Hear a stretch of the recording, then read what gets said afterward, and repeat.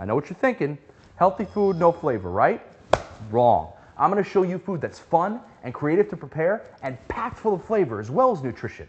I'm going to show you how to make a yellowfin tuna that's poached in green tea and finished with a pomegranate glaze. We're going to pair that with a quinoa that's infused with a cashew pesto. Now to start, we're going to make our pomegranate glaze. So we'll just pour pomegranate juice in here. We're going to put it on really low and just let it simmer for a long time until it turns into a glaze. While we're doing that, let's get our cashew pesto made for the quinoa.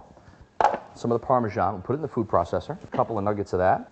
About a handful of cashews. Get that in there. Beautiful basil picked here. Put a handful of that in there. Get the garlic. Just toss those in there. And then we'll let it go. A little bit of salt. We're just going to emulsify it. Pour the oil in, and that's going to bring everything together. All right, that's perfect. That's just enough. Now the pesto's all set. All right, now we'll get our quinoa started. We're just going to move it around a little bit and give it a little toast. Put a little bit of our grapeseed oil in there.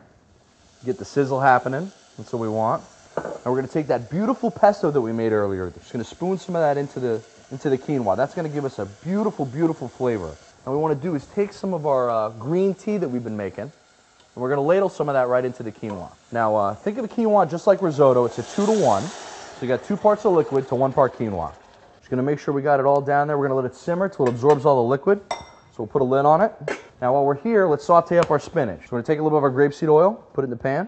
We'll take some of our garlic. We got some nice chopped up garlic here. A little bit of shallot. Just want to season a little bit of salt.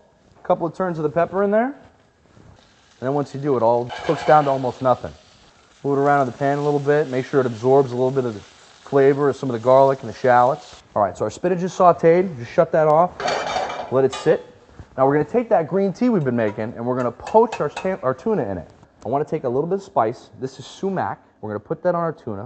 And then we'll take it and we'll just place it into the green tea. Place that in there. And now what's going to create, because we like that flavor so much of the caramelization, what's going to create that flavor for us is the glaze that we've made from the pomegranate.